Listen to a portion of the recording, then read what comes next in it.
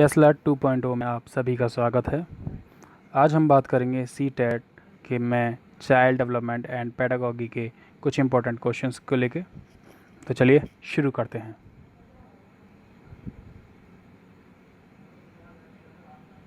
First question, Thorndike ने अपना प्रसिद्ध प्रयोग किया था।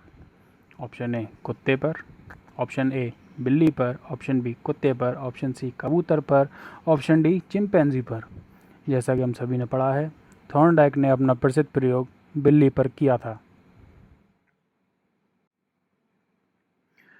क्वेश्चन नंबर 2, कोहलर ने अपना प्रसिद्ध प्रयोग किया था। ऑप्शन ए बंदर पर, ऑप्शन बी कुत्ते पर, ऑप्शन सी बिल्ली पर, ऑप्शन डी बनमानुष पर।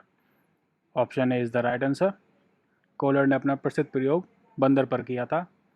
चलिए क्वेश्चन नंबर 3 देखते हैं। सही विकल्प चुनिए। देखिए, इस तरीके के क्वेश्चन सीटेट में काफ़ी बार पूछे जाते हैं कि आप सही विकल्प चुनिए। ठीक है, इसमें देखते हैं जैसे थॉर्नडाइक ने कौन सा सिद्धांत दिया था, ये हमें इसमें से विकल्प में से चूज़ करना है, चुनना है। थॉर्नडाइक ने संबंधवाद का सिद्धांत दिया था। जी हाँ, थॉर्नडाइक ने संबंधवाद का सिद्धांत दिया था। पावलोव ने जो है अनुकूलित अनुक्रिया का सिद्धांत दिया था। हल ने प्रबलन का सिद्धांत दिया था और कोहलर ने सूच का सिद्धांत दिया था। सो इस तरीके से इसका आंसर हो जाएगा option number C. Next question, खेल की अवधारणा शिक्षा जगत को दी है, फ्रोबेल ने दी है। ये हम सभी ने पढ़ा होगा, तो इसका आंसर हो जाएगा ऑप्शन नंबर बी। चलिए नेक्स्ट क्वेश्चन देखते हैं। जिस कल्पना में व्यक्ति दूसरों के विचारों के आधार पर नए विचारों की कल्पना करता है उसे कहते हैं। देखिए, यहाँ पर जो कल्पना की जा रही है वो किसी दूसरे के विचारों के आधार पर की जा रही है। ठीक है, जिससे नए विचारों की कल्पना हो रही है। तो ये सृजनात्मक कल्पना बिल्कुल नहीं होगी, क्योंकि दूसरे के विचारों के आधार पर नए विचारों की कल्पना हो रही है। ठीक है, और जब दूसरों के विचारों के आधार पर हो रही है, इसलिए ये हो जाएगा ऑप्शन नंबर डी, उत्पादक कल्पना। चलिए नेक्स्ट क्वेश्चन देखते हैं। निम्नलिखित में से कौन सा परीक्षण व्यक्तित्व का मापन करता है?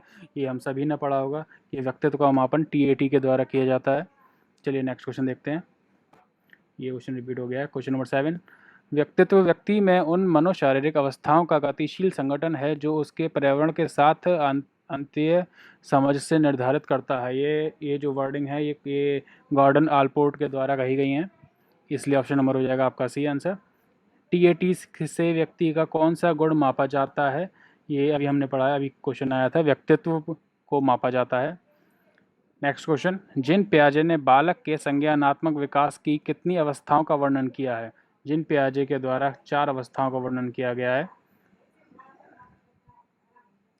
क्वेश्चन नंबर 10, प्रत्येक व्यक्ति एक दूसरे से भिन्न है, यह किस सिद्धांत के अनुसार सत्य है? देखिए, प्रत्येक व्यक्ति एक दूसरे से भिन्न है, यह व्यक्तित्व भिन्नता का सिद्धांत है जो ये बताता है कि प्रत्येक व्यक्ति एक दूसरे से भिन्न है। क्वेश्चन नंबर 11, सीखना विकास की प्रक्रिया है, कथन किसके द्वारा कहा गया है? सीखना विकास की प्रक्रिया है, यह वुडवर्थ के द्वारा कहा गया है। क्वेश्चन नंबर 12, एक प्राथमिक विद्यालय की अध्यापिका बच्चों को एक प्रभावशाली समस्या समाधानकर्ता बनाने के लिए किस प्रकार प्रोत्साहित कर सकता है? ऑप्शन ए, प्रत्येक छोटे कार्य के लिए भौतिक पुरस्कार देकर। ऑप्शन बी, केवल प्रक्रियात्मक ज्ञान पर बल महत्व देकर। ऑप्शन सी, गलत उत्तरों को अस्वीकार करके व दंडित करके। ऑप्शन नंबर डी, बच्चों को सहानुभूति अनुमान लगाने के लिए प्रोत्साहित करके तथा उसी पर आधारित विचार मंथन करके। Option number D is the right answer.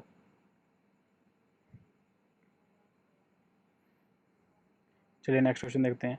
निम्नलिखित अवधि में से किसमें शारीरिक वृद्धि एवं विकास तीव्र गति से घटित होता है? देखिए, शारीरिक वृद्धि जो होती है वो सबसे तीव्र गति से कब होती है? शैशवावस्था में। और इसका मतलब हो जाएगा option number A is the right answer. Question number 14, Vygotsky के अनुसार किसी बालक के विकास में सबसे महत्वपूर्ण योगदान निम्न में से किसका होता है?